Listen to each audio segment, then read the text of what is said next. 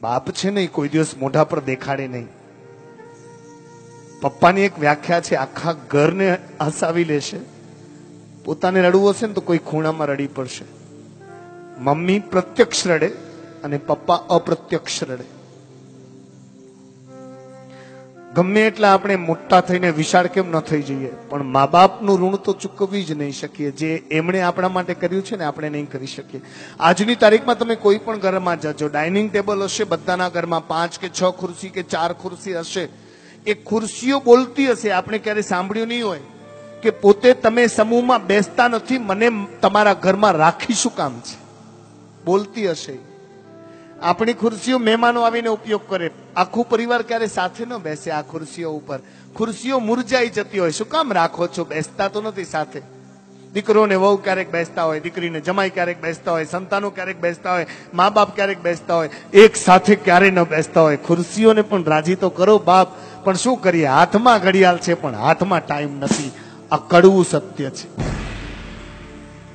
Mummy અને પપ્પાને શું જોઈતું હોય ખબર છે? ટાઈમ. કોનું ખબર છે? બાળકોનું. બીજું શું જોઈતું હોય ખબર છે? મેળાવો. કોનું ખબર છે? સંતાનોનું.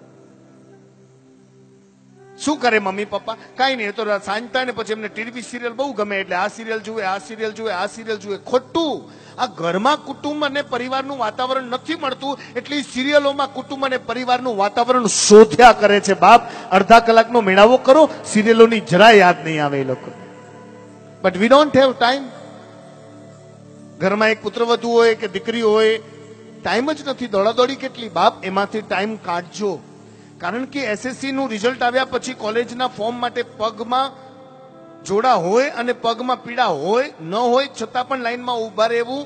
5-6 માંગા આવે, એમાંથી 7મું માંગવું નક્કી કરવા દોડાદોડી કરવી. એમાં પણ જયારે નવી આવેલી પુત્રવધુનો ખોળો ભરાવાની વિધિ હોય ત્યારે રિટાયર્ડ થયેલી એ દાદી વળી પાછી પોતાની મમ્મીની ભૂમિકામાં આવીને ઉભી રહી જાય.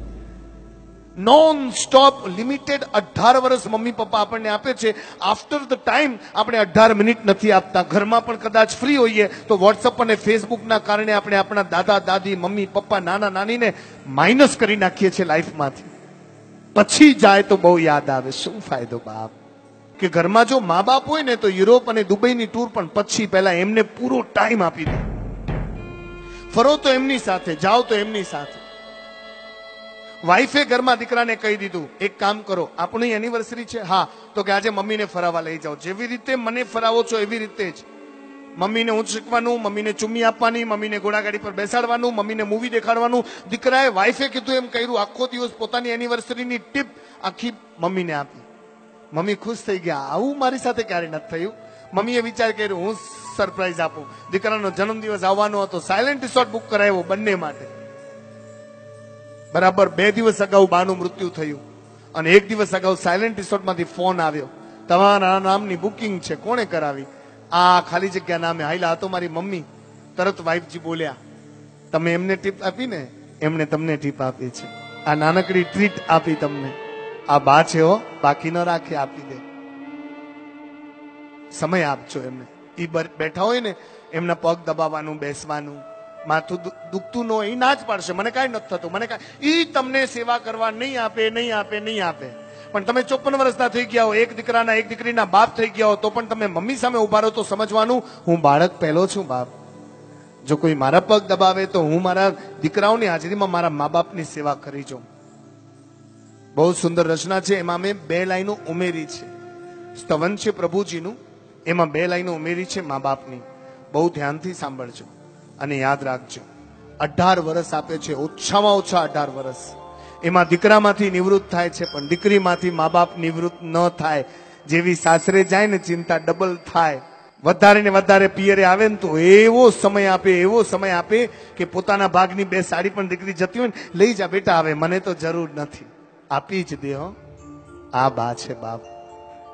સો પુણ્ય ઉદયથી જો ઘરે મા બાપ હોય ને તો એના જેવું મોટું કોઈ તીર્થ નથી, ફરવાનું કોઈ સ્થળ નથી, ફેસ ટુ ફેસ બેસવા માટેની ફેસબુક એના જેવી કોઈ નથી, અને ઘડી ઘડી વોટ્સઅપ કરીને સવાલો પૂછવા જેવું એની આગળ બીજો કોઈ વિકલ્પ નથી બા.